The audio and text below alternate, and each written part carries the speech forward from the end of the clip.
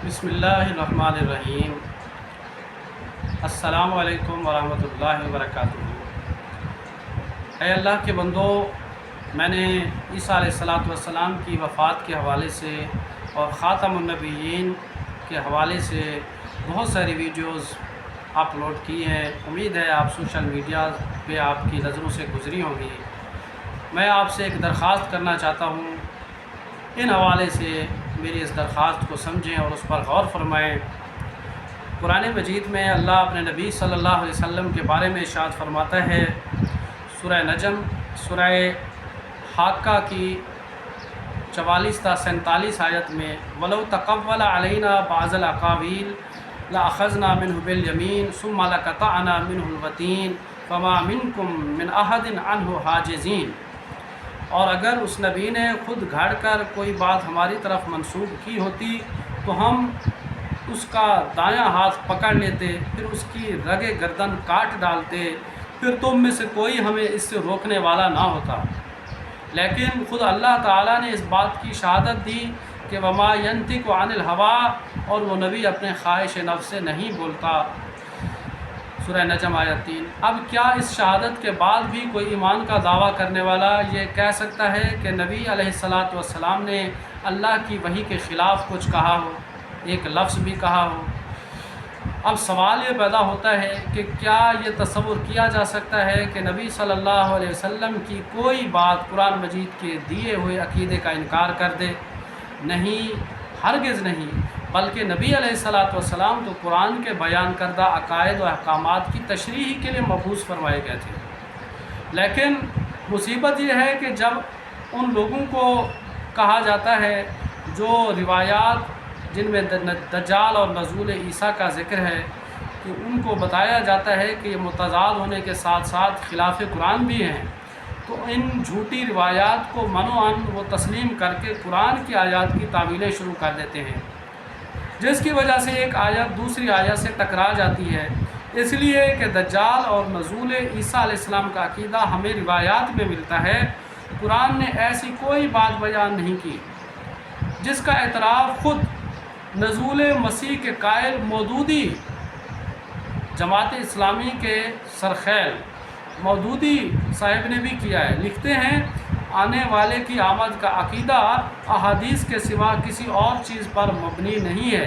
ये उन्होंने लिखा है तफ़हीमुल कुरान ज़मीमा सूरतुल अहज़ाब जिल्द 4 सफ़ा 163 पर। लेकिन अफसोस कि आज कुरानी आयात के गलत मानी और मताले बयान करके ज़बरदस्ती इस अक़ीदा को सादा आवाम में राइज किया जाता है। अल्लाह के बंदो, अपने ईमान की फ़िक्र, इस्लाह और हिफाजत करो। हमने अपनी सी कोशिश की है, पुरानी हक़ाइक़ आपके सामने रखे हैं, उन हक़ाइक़ की रोशनी में अपने अक़ायद की इस्लाह और अपने नताइज ख़ुद अख़ज़ फरमाएँ। अब ये आप पर मुनहसर है कि अल्लाह की आयात यानी कुरान करीम के अहकामात और तालीमात को मानिए या ख़िलाफ़ कुरान, ख़िलाफ़ अक़ल, दज्जाली और घड़ी हुई बातिल तागूती रिवायात को सीने से लगाए रखें। दोनों बातें आपके सामने हैं, एक को मानने वाला बहरहाल दूसरे का काफिर है। अब आपको अख्तियार है, जिसे चाहें उसे सर आँखों पर रखें और जिसे चाहें रास्ते का पत्थर समझकर ठोकर मार दें।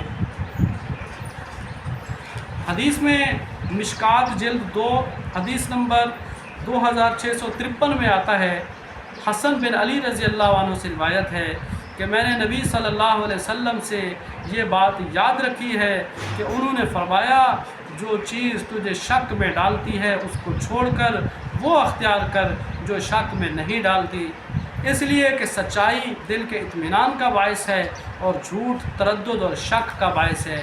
ये नबी का फरमान है।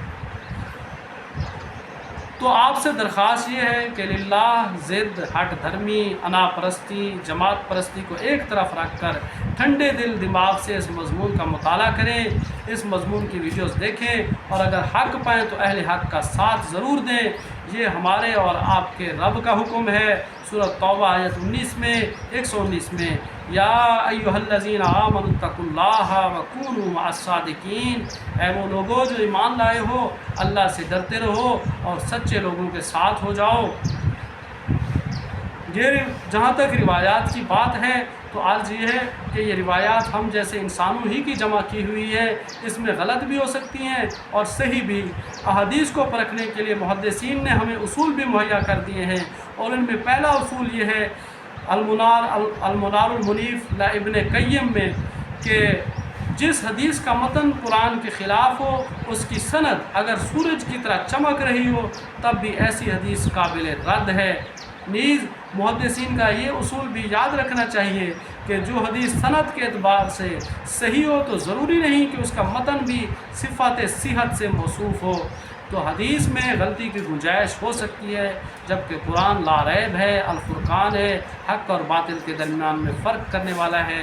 تو ہمیں چاہیے کہ ہم قرآن مجید کے عقیدے کو سمجھیں اور اپنی آخرت کی فکر کریں اور اپنے ایمان کو شرک و کفر سے پاک کریں۔ اقول قولی ھذا استغفر اللہ استغفر اللہ استغفر اللہ۔